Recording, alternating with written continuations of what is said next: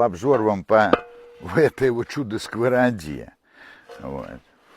Сачек его зовут. Это диск с бараны. Только у этого у меня не советский, а французский. Чем тут отличие? Французский диск. На поле, где найдете, там, те, у кого спросите, может, у трактористов, где дома ляжете. Есть такие. Вот тут во французским вот такие его выпуклость.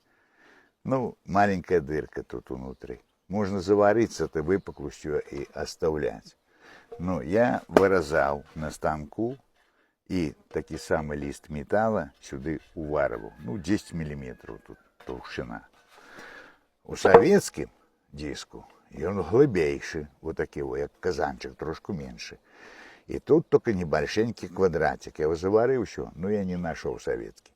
Попал еще вот такие вот французский. Вот. Далее все это вы зашлифовали машинкой шлифовальной, наждачкой, чем угодно. Вот, как беленько было и гладко. Ставите на огонь килограмм соли. Но сперва этот диск должен нагреться, и как бы ваш синий. Вот. Тогда сыпите соль, килограмм наверх, ну, потроху. Перемешивайте, как соль разная, сгортаете. Опять соль разная, сгортаете. Все, соль кончилась, и берете литр подсолнечного масла. У меня сюда пошел на этот диск, он 70 сантиметров ширина. И потиху лейте. Все это на огне прокаливаете. Оно коптить, чадить, чернеет. Покрывается вот таким вот слоем черным. Ну и все. Можете жарить, парить. Что хочете, робить на этой сковороде. Ничего не прогорает, ничего не горит.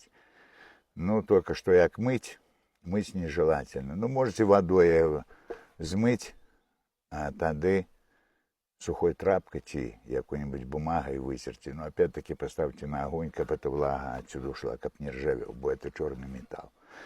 Ну, пользуйтесь от Горыныча вот такими вот саджами, зробленными своими руками. От души.